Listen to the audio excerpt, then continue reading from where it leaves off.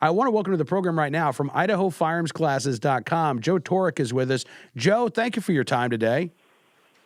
Hey, no problem. Thank you for having me. Yeah, you bet. I read with great interest over the weekend this piece of the Idaho Statesman that even with permitless carry in place, Idahoans are still getting their training, and matter of fact, they're still getting their concealed carry licenses. Definitely. Yeah, we have not really seen any kind of decline on people applying for their concealed weapons permits here. I think it's just basically for the reasons that, it is a constitutional right to carry here in Idaho now. But people do want to have the training, and there's a lot of things that you have to think about once you carry, and there's a whole different set of things you have to think about once you use your firearm. So for that reason, I think, the education that these people are seeking is kind of why that it has not declined.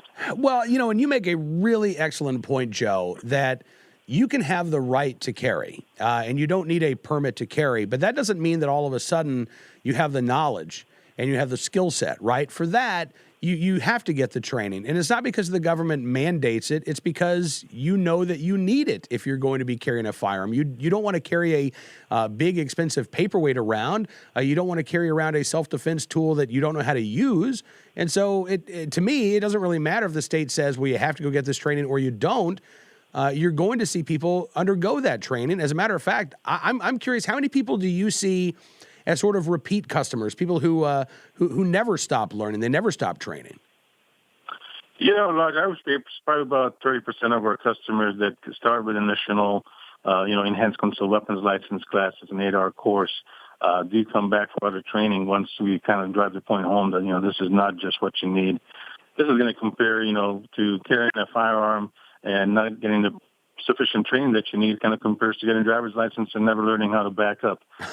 So it's one of those things that you have a tool that's a great tool that you may know how to use, but using it in self-defense or defensive use of force situations, it's going to be a lot different than people think. And for that reason, we have a lot of responsible gun owners that do come back for our training and take advantage of all our other classes that we offer to them, which is really nice to see. And it's nice to see that, we've kind of heard from the right-wing people once in a while that, gun owners are second-rate citizens, and it couldn't be further from the truth.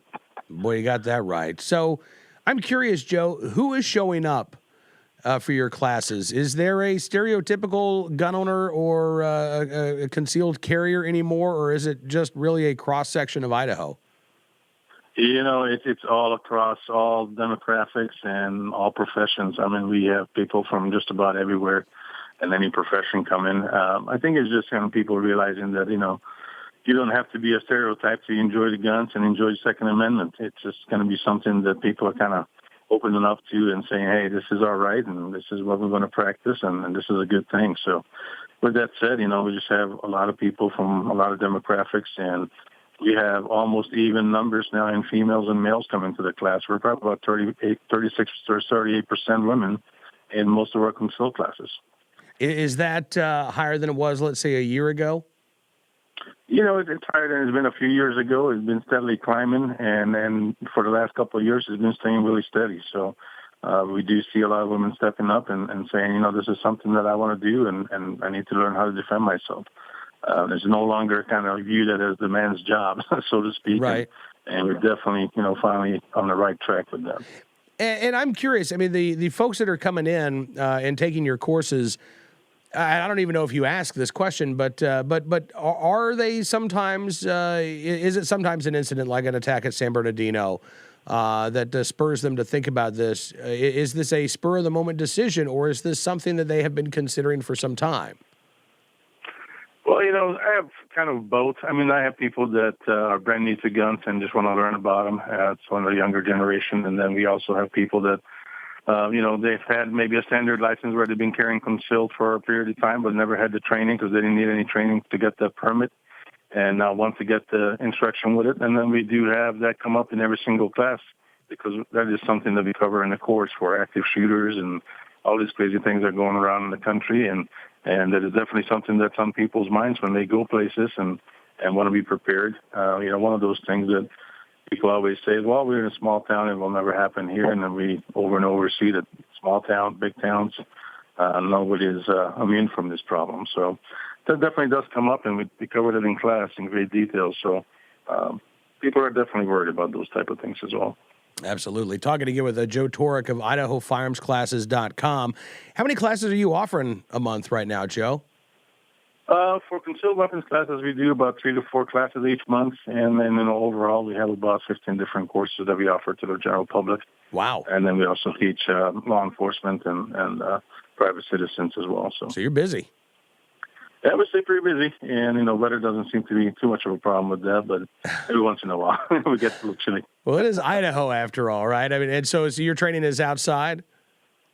Yeah, most of the training we do outside. We do real world situations. The temperatures, cold or hot, does accompany that. So, so we enjoy teaching outside, so people get realistic training. If it's freezing outside, you go to an indoor range, you don't necessarily get the same training. So. We like to have people prepared for any scenario, so that's kind of why we do that. That's fantastic. Joe, listen, I can't thank you enough for coming on the program. If there are Idahoans out there who are listening who are interested in getting courses, I imagine that IdahoFirearmsClasses.com will tell them everything they need to know?